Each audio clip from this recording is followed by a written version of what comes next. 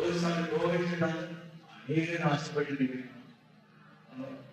പ്രഭാഷണം പറഞ്ഞ പറഞ്ഞ് അനേക കാര്യങ്ങൾ ഒന്നിച്ച് ആളുകൾ പല കാര്യങ്ങൾ ഒന്നിച്ച് കയറി വേണ്ടാത്ത ചിലരുണ്ട്. 10 ബിസിനസ് ഒന്നിച്ച് വളർന്നു, 10 പോയി മക്കളെ നല്ലതുണ്ടാകും, വീടും പോവും, അളവും പോവും, എല്ലാം പോവും. കണ്ടോ, അങ്ങനെ എല്ലാം നശിച്ചു പോകുന്നു. അതുകൊണ്ടാണ് പ്രഭാഷണം പറഞ്ഞ പറയുന്നത്, മകനെ പല കാര്യങ്ങളിൽ ഒന്നിച്ച് ഇടപെടുന്നത് കാര്യങ്ങൾ അറിയാൻ തെറ്റുപറ്റാൻ അനുഭവമുണ്ട്. പലതിന്റെ പുറകെ പറയാൻ ഒന്നും പൂർത്തിയാക്കിയില്ല, പിന്നെ ഒഴിഞ്ഞു മാറാൻ നോക്കിയാൽ രക്ഷപ്പെടുകയില്ല. കണ്ടോ, ഒഴിഞ്ഞു മാറാൻ നോക്കിയാൽ എല്ലാം ചിന്തിയാക്കില്ല. കടത്തെല്ലാം കൊടുത്തില്ലെങ്കിൽ മുഖം വേണ്ടി ഒന്നും അനുഭവിച്ചിട്ടില്ലല്ലേ? കണ്ടോ, ഇത് നിങ്ങൾക്ക് ഞാനില്ലാത്ത യാക്കോ മോനെ വളരെ വേണം എഴുതരുത്. അതിനാണ് ഈ വചനങ്ങളെ ശ്രമിക്കുന്നത്.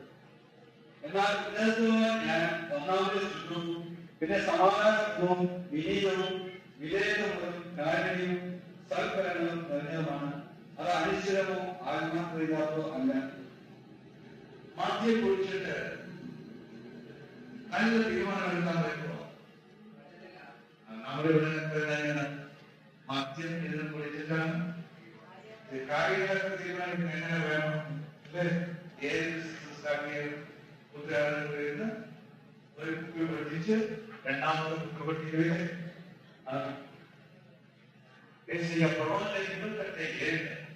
എല്ലാ തീരുമാനങ്ങളും എനിക്ക് പോകും. മദ്യം കുടിച്ചിട്ട് തീരുമാനങ്ങൾ എടുത്താലും അതുകൊണ്ട് മേശയ 31 എന്താണ് മേശയ പ്രവാചകൻ പറയുന്നത്?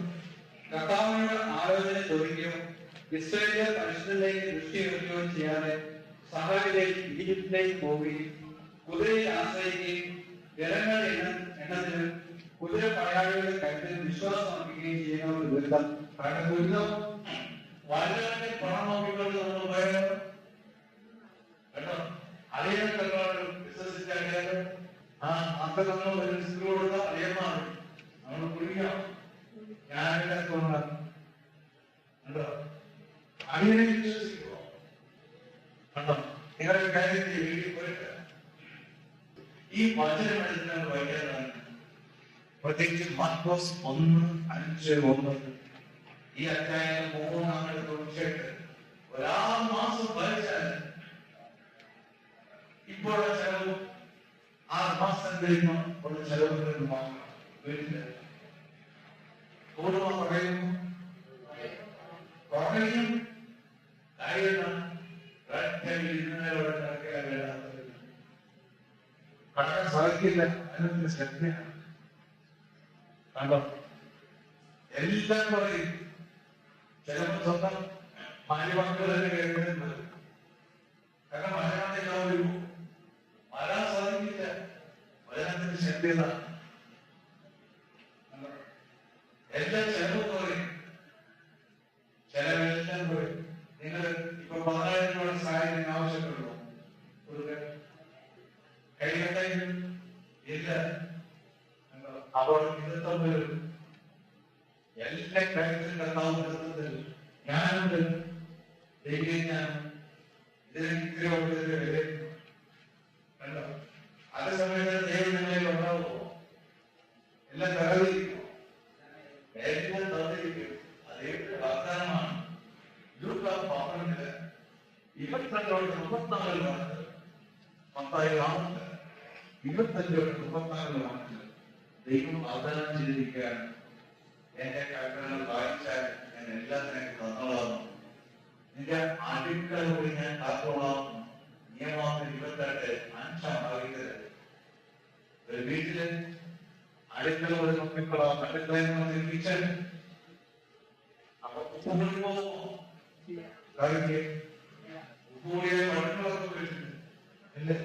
നല്ല കട്ടുപുള്ളികൾ കൊടുത്തു ഭർത്താവ് ഇതെല്ലാം പഠിക്കാനാണ് മക്കൾ സമ്മതിക്കുക. ഇതെല്ലാം വരുന്നതുകൊണ്ടാണ് ഈ കൽപ്പനകൾ പാലിക്കാതെ നിരൂപത്തോടെ നിൽക്കുമ്പോഴാണ്. കാരണം ആ സമാധാനം അതുകൊണ്ടാണ് പറയുന്നത്, അതിനെ പാലിച്ചാൽ എല്ലാം എല്ലാം ഞാൻ നോക്കിക്കൊള്ളാം. ഒന്ന് തൊഴിയുന്ന സ്റ്റേജിൽ തന്നുകൊണ്ട് വിശുദ്ധ പൗലോസ് പറയുന്നതുകൊണ്ടാണ് പരമപ്രധാനം അത്ഭുതം പാലിക്കുകയാണ്. നിയമോത്സവം ഇന്നത്തെ ഒന്ന് 11 വാരത്തിന് ദൈവകൽപ്പന പാലിച്ചാൽ ദൈവം എന്തെല്ലാം നന്മകൾ തരുമെന്ന് ദൈവം പറഞ്ഞ നാം ഞായറാഴ്ച വിശുദ്ധമായി ആചരിച്ചാലോ നിങ്ങൾ ഉന്നതത്തിൽ ഒരു സവാരി നടക്കുമെന്നാണ് യേശയ്യാന്റെ 13-14 വായിക്കും. സാബത്തിനെ ചവിട്ടി കഴിക്കുന്നതിനും എന്റെ വിശുദ്ധ ദിവസത്തിൽ നിന്റെ ഇഷ്ടം അനുവർത്തിക്കുന്നതിനും നീ വിട്ടരിക. സാബത്തിനെ സന്തോഷദായകവും കർത്താവിന്റെ വിശുദ്ധ ദിവസത്തെ ബഹുമാന്യമായി കണക്കാക്കുക. നിന്റെ സ്വന്തം വഴിയിലൂടെ നടക്കാതെ നിന്റെ സ്വന്തം വഴിയിലൂടെ നടക്കാതെ നിന്റെ താല്പര്യങ്ങൾ അന്വേഷിക്കാതെ രക്തമോഷണത്തിൽ ഏർപ്പെടാതെ രക്തമോഷണം അത് ദൈവത്തിന് ഇഷ്ടമില്ലാത്ത സംഗതിയാണ്. ഈ രക്തമോഷണത്തിൽ ഏർപ്പെടാതെ അതിനെ ആദരിക്കുക. തർക്കം രാഷ്ട്രീയമായി തർക്കിക്കുക, അത് പറഞ്ഞ് തർക്കിക്കുക, വേണ്ടാന്നെല്ലാം സംസാരിക്കുക, അടിനാളന്മാരുടെ കാര്യം പറഞ്ഞ് നടക്കുക, പല കുറ്റങ്ങൾ പറഞ്ഞ് നടക്കുക. ഇല്ലേ?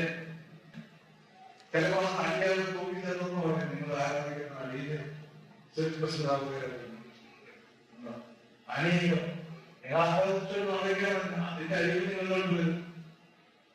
മൈക്കൽ ജാക്സന് ആഗ്രഹിച്ചതാണ് ഞാൻ വീട്ടിൽ എറണാകുളത്ത് ഒറ്റ മകനാണ്.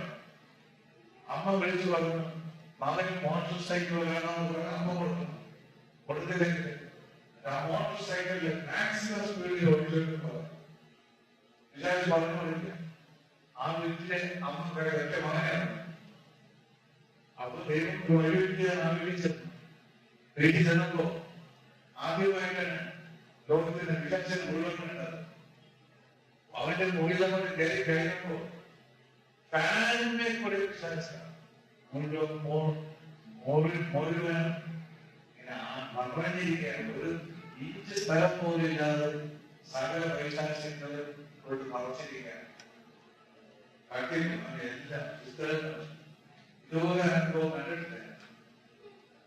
അത് പലരെയും കൊണ്ട് ഞാൻ കാണിച്ചു കൊടുത്തത്. കാരണം പഠിക്കാൻ വേണ്ടിയാണ് ദൈവം പഠിപ്പിക്കും അവസ്ഥ. അപ്പോഴും എല്ലാത്തിലാണെങ്കിലും കാരണം ബന്ധത്തിലാണ് അപ്പോഴും അവൻ അപ്പൊ എല്ലാം ഉണ്ടാവും. പ്രശ്നമുണ്ടാവും. എല്ലാ അടിമയും ആ ചെന്ന അതിൻ്റെ അകത്ത് തൊഴിലില്ലാതെ ചെന്നാലും അതൊന്നും തൊഴിലുള്ളവർക്ക് തലേ പറ്റുള്ളൂ. അതിനാണ് കൃപ ചെയ്യാൻ വരുന്നത്. കൃപ എവിടെയാണ് ഉണ്ടാകുന്നത്? നമ്മുടെ ആത്മാവിന്റെ കൂടെ. അതായത് ഞാൻ പറഞ്ഞു 7-6-12 കൃപ ആത്മാവിന്റെ കൂടെയാണ്. അത് ആത്മാവിന്റെ കൂടെയാണ് കൃപ. അത് കാണാൻ സാധിക്കും. ഇല്ല ഫിലിപ്പിയർ 4:20 മുതൽ ആത്മാവിന്റെ കൂടെ കൃപ ഉണ്ടാകും. 2 Corinthians 11-13-14 ആത്മാവിന്റെ കൂടെ കൃപ ഉണ്ടാവും. 2 Timothy 4:22 ആത്മാവിന്റെ കൂടെ കൃപ ഉണ്ടാവും. 3:25 ആത്മാവിന്റെ കൂടെ കൃപ ഉണ്ടാവും. 1 Thessalonians 5:28 ആത്മാവിന്റെ കൂടെ കൃപ ഉണ്ടാവും.